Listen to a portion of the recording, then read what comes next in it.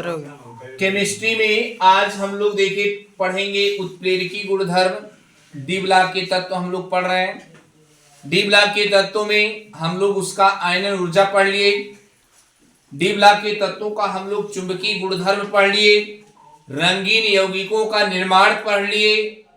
आज हम लोग पढ़ेंगे डी ब्लॉक के तत्वों का उत्प्रेरकी गुणधर्म क्या होता है। ये देखिए एक विशेष बात आपको हम लोग बता रहे हैं। डी ब्लॉक के तत्व उत्प्रेरकी गुणधर्म रखते हैं। अब उत्प्रेरकी गुणधर्म रखने का कारण क्या है? जो डी ब्लॉक के तत्व हैं, याद रखिएगा, डी ब्लॉक के तत्वों में आप देखे भी है, इसके पहले मैंने आपको बताया भी है। डी ब्लॉक के तत्वों में अयुग्मित इलेक्ट्रॉन तथा याद रखना परिवर्तनशील ऑक्सीकरण अवस्था पाई जाती है। ये आप देखे भी हैं, परिवर्तनशील ऑक्सीडेशन नंबर पाया जाता है। अब डी ब्लॉक के तत्व ये कंपटीशन परीक्षा में पूछा गया है। डी ब्लॉक का तत्व उत्प्रेरकी गुणधर्म क्यों रखते हैं? तो उसका एक ही कारण है कि डी ब्लॉक के तत्वों में जो है अयुग्मित इलेक्ट्रॉन तथा परिवर्तनशील ऑक्सीकरण अवस्था होती है। अब जैसे क्या क्या डी ब्लॉक के तत्व कैसे क्या है उत्प्रेरकी गुणधर्म रखते हैं, जैसे आप देखिए, जैसे हाइबर विष से अगर हम लोग अमोनिया का औद्योगिक निर्माण करते हैं, जैसे N2 + 3H2 = 2NaS3, तो यहां पर देखिए Fe उत्प्रेरक रहता है और ये मॉलिब्डेनम वर्धक रहता है। आप बताइए Fe और यमो ये उत्प्रेरक के रूप में प्रयोग किए गए हैं और ये दोनों डी ब्लॉक के तत्व हैं। देखिए तब जाके अमोनिया गैस बनती है। पहली बात हो गई। दूसरी बात देखिए, जब आज पीछे की कक्षाओं में मैंने पढ़ाया भी है, पिछले वीडियो में है भी है, ऑस्टवाल्ड विधि से जब हम नाइट्रिक अम्ल का निर्माण करते हैं तो ऑस्टवाल्ड विधि में नाइट्रिक संक्षेप में बता दे रहे हैं, तो उसमें प्लैटिनम उत्प्रेरक का प्रयोग किया जाता है। देख लीजिए, और आप जानते हैं ये प्लैटिनम आपका डी ब्लॉक का तत्व है। देखिए डी ब्लॉक के तत्व सब उत्प्रेरकी गुणधर्म रख रहे हैं। तीसरा एग्जाम्पल, केवल एग्जाम्पल आप समझ लीजिए, संपर्क कक्ष विधि से। देखिए संपर्क कक्ष विधि से जब सल्फ्यूरिक अम्ल का निर्माण किया जाता है, तो संपर्क कक्ष विधि से जब सल्फ्यूरिक अम्ल का निर्माण किया जाएगा तो उसमें वेनेडियम पेंटाऑक्साइड का उत्प्रेरक का प्रयोग किया जाएगा। और वेनेडियम पेंटाऑक्साइड में आप वी देखिए, ये आपका डी ब्लॉक का तत्व। देखिए सब डी ब्लॉक के तत्व उत्प्रेरकी गुणधर्म के रूप में प्रयोग किए जा रहे हैं। चौथा गुणधर्म देख लीजिए, ये वनस्पति तेल है।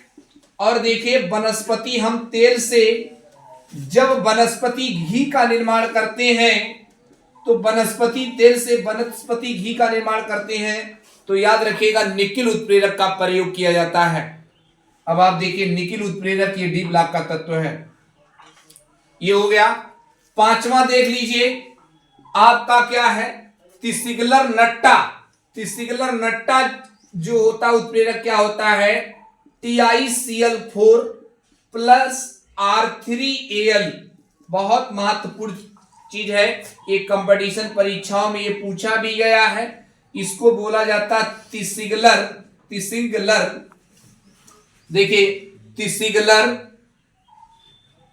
तिसिगलर नट्टा।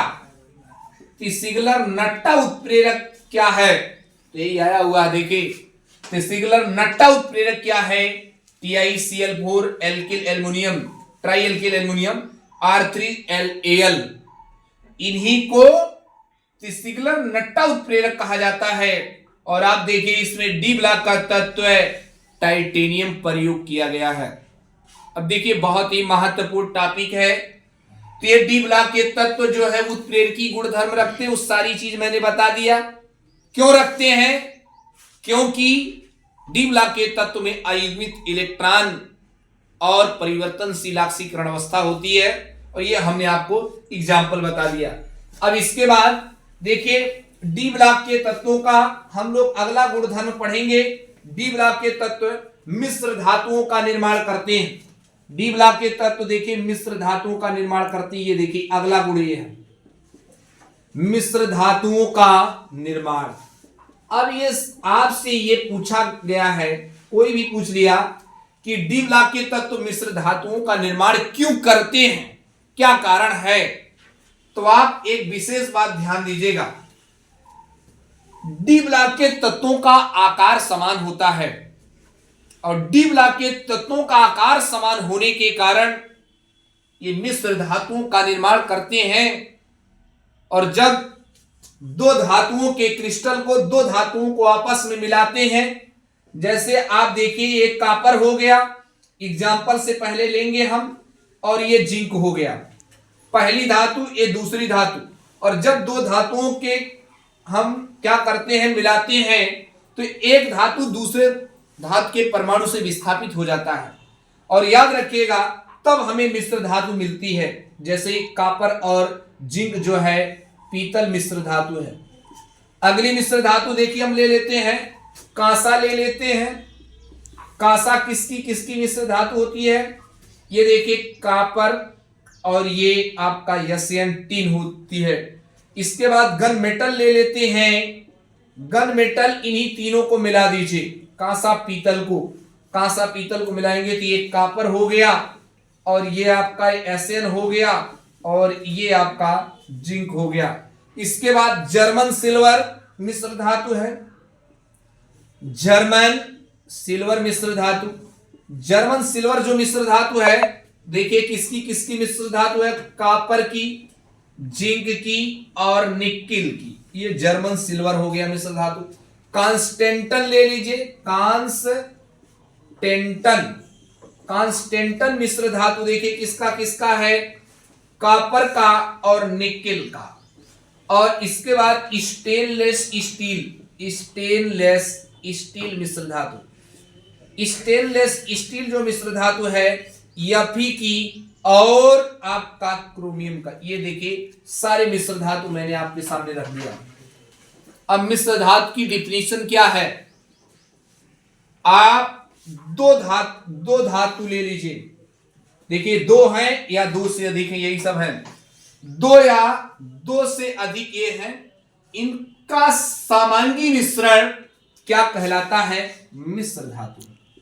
मिश्र धातु है क्या, लेकिन एक शर्त होना चाहिए भाई। देखिए ये दो या दो से अधिक धातुओं का समांगी मिश्रण मिश्र धातु कहलाता है, लेकिन इसमें इनकी परमाणु त्रिज्याओं का जो अंतर होना चाहिए वो याद रखिएगा, वो 15% से याद रखिएगा अधिक नहीं होना चाहिए। मतलब मिश्र धातु कब बनेगा, ये ध्यान दीजिएगा कि जैसे कॉपर और जिंक है और इनका आकार आप ये पहले बता दें, मिश्र धातु डी ब्लॉक का इसीलिए बनेबे करता है क्योंकि डी ब्लॉक के तत्व उनके आकार लगभग समान होते हैं। डी ब्लॉक के तत्वों का आकार लगभग समान होने के कारण इसीलिए मिश्र धातु का क्या करते हैं, निर्माण करते हैं। और अगर कुछ ऐसे भी हैं, अगर मान लीजिए आकार में अगर कहीं अंतर भी है तो ज्यादा से ज्यादा 15% का अंतर रहेगा, आप जान लीजिएगा। जैसे कॉपर और जिंक दोनों धातुओं के परमाणु त्रिज्याओं में बहुत ज्यादा अंतर नहीं है, तो ये विशेष कर ध्यान दीजिएगा। अब मिश्र धातु है क्या, दो या दो से अधिक धातुओं में कि परमाणु त्रिज्याओं में अगर 15% से अंतर ज्यादा नहीं है तो उनका समांगी मिश्रण वो मिश्र धातु एलआई कहलाता है। अब ये कोई पूछ लिया मिश्र धातु बनती क्यों है, डी ब्लॉक के तत्व क्यों मिश्र धातु बनाते हैं, ये बात मैंने आपको पहले भी बता दिया, क्योंकि डी ब्लॉक के तत्वों का आकार लगभग क्या होता है, समान होता है। अगली बात ये पूछा गया है, सबसे ज्यादा महत्वपूर्ण बात ये पूछा गया है, एक कंपटीशन परीक्षा में पूछा गया है, गन मेटल किन धातुओं की मिश्र धातु होती है, तो आप बताएंगे कॉपर की, टिन की और जिंक की। कांस्टेंटन ये किन मिश्र धातुओं का, किन धातुओं का मिश्र धातु होता है, कॉपर और निकिल की। स्टेनलेस स्टील महत्वपूर्ण बात है, देखिए स्टेनलेस स्टील ये भी परीक्षा में आया हुआ है। Fe और क्रोमियम धातुओं को मिलाएंगे तब जाके स्टेनलेस स्टील मिश्र धातु मिलेगी। कांसा कैसे प्राप्त होता है, कांसा मिश्र धातु कैसे प्राप्त होती है, कॉपर लीजिए और टिन लीजिए, कॉपर और टिन को आप मिलाएंगे तब जाकर कांसा मिश्र धातु बनेगी। जर्मन सिल्वर कैसे बनेगा आप जानते हैं, कॉपर लेंगे, जिंक लेंगे, निकल धातु लेंगे और सबकी परमाणु त्रिज्याओं में अंतर लगभग परमाणु त्रिज्या लगभग समान है, इनको आप मिलाएंगे तब जाके आपका जो है जर्मन सिल्वर बनेगा। इस प्रकार आप मिश्र धातु का निर्माण हो गया। अब डी ब्लॉक के तत्वों में एक आखिरी हेडिंग पड़ी है जो है वो हम आपको कल बताएंगे, अंतराकाशी यौगिक का निर्माण। इसके बाद डी ब्लॉक का तत्व ये टॉपिक समाप्त हो जाएगा, तब आगे चलकर हम लोग जो है पढ़ेंगे एफ ब्लॉक का तत्व।